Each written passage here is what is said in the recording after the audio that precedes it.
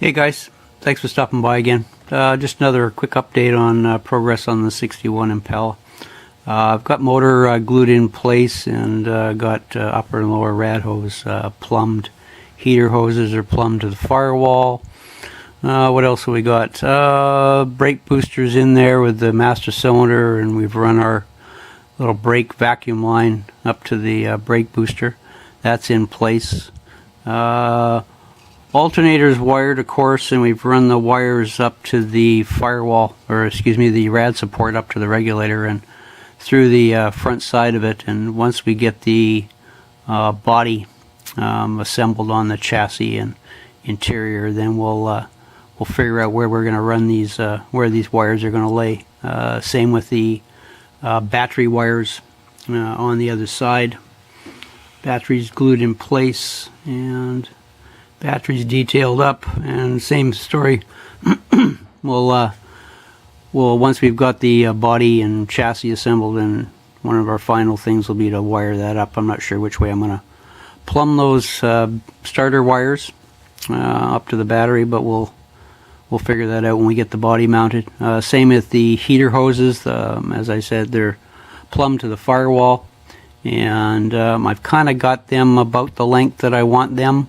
And we'll kind of do some final adjustment once the body gets on and where we're going to actually lay those. Probably tie them to the inner fender somehow. What else have we got? I'm really disappointed in the way the upper and lower rad hoses turned out with this braided wire. It's my first time doing this with braided wire. The heater hoses seem to turn out fine. But the problem I ran into with the upper and lower rad hose is to get the bends in it. The braided line seems to want to collapse on turns, and I don't know if any of you guys out there got more experience with braided line than I have. This is my first time trying this. If there's any way to, I don't know, shove a small wire or something down the center of the braided hose. You know, to keep it shape as it goes through the twists and the turns. But anyway, I'm open to suggestions. Anything you guys have got, and any tricks of the trade out there on how to not have kinky rad hoses. So we may or may not use braided lines again. They turned out all right in the heater hoses, but yeah, use some really fine solder to run the brake lines off the master down to the frame. I did run into a problem with the steering column. It runs from the firewall down to the steering box.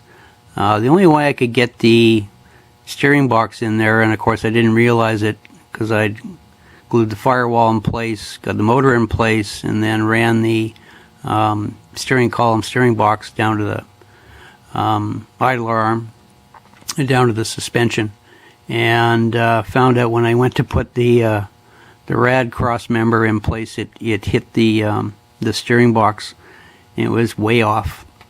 So I probably have the steering column turned in the wrong position. But anyway, we just took a grinder and ground that down. Don't tell anybody, but anyway, that's what we did. We had to do it to get the rad support to fit properly.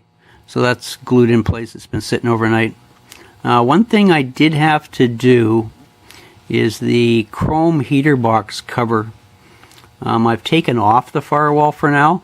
I found that when I was test fitting the firewall and the interior with the body through a test fit, that it was hard to get the body, the inner fender assembly, that's of course affixed to the body, past the this portion of the firewall with the heater box cover on it. So we've taken that off, and we'll have to address that once we get the model assembled and the body on it, and we'll get that in there after that's done. Interior's done, of course. We just got it laying here on the chassis just for video sake, and it came together pretty good. I'm pretty happy with it.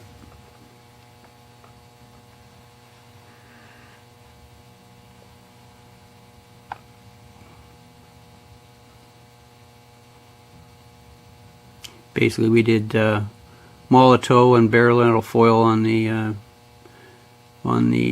doors and rear inner quarter. Used the Molotow on the little buttons on the door panels, and a couple across the bottom just to kind of highlight those and give it a little bit of bling.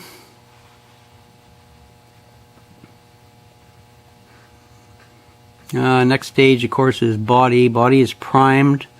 I painted the underside of the hood orange. We're probably going to do, and I mentioned in my other video, I was maybe going to try some flocking on the carpeting on the floor, but decided I wasn't going to do that because when the model's assembled, you're really not going to see that. But what we're going to try maybe is on the underside of the hood is try some flocking on the inlays in the under hood panel, just to kind of simulate like an engine insulation matting. That should turn out alright. So I've got the underside of the hood painted body color, and we'll get that clear coated, and then maybe try some flocking on those insets. That should set it off pretty good. I'm going to paint of course the body's going to be orange, and the inner fenders I'm going to paint orange to start with, and once that dries we're going to test fit the body again just to see whether or not I think that it's just going to be too much freaking orange in the engine compartment.